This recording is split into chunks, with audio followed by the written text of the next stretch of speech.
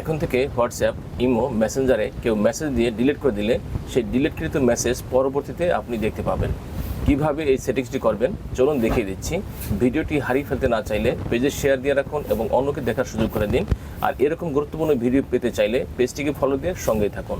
চলুন দেখিয়ে দিচ্ছি কিভাবে সেটিংসটি করবেন। প্রথমেই মোবাইল ফোন থেকে চলে যাবেন গুগল ক্রোমে।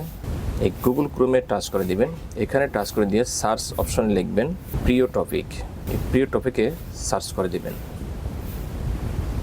এখানে সার্চ করে দিলে ঠিক এমন একটি পেজে নিয়ে আসবে।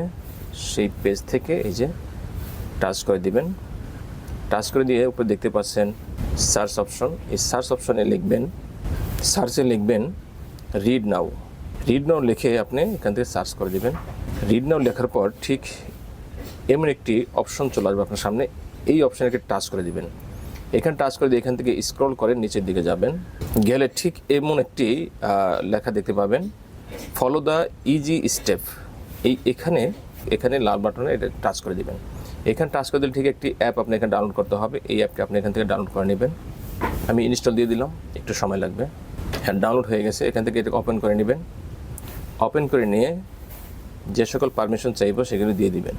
নেক্সট চেয়েছে, আমি এখানে নেক্সট দিয়ে দিলাম। যা চাইবো সেগুলি পারমিশন দিয়ে দিবেন।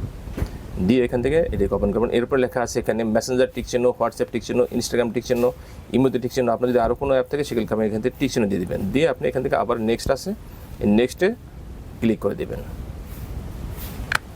এরপরে গিভ অথেন্টিস এখানে টাচ করে দিবেন। দেওয়ার পর এখানে থেকে এই নোটিফিকেশন যেটা আছে এখান থেকে সেই নোটিফিকেশনকে আপনি এখান থেকে অন করে দিতে হবে।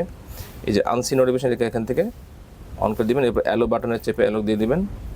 এরপর আপনি এখান থেকে ব্যাকে চলে যাবেন।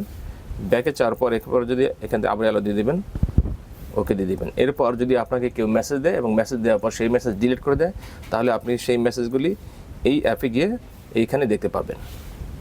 ধন্যবাদ।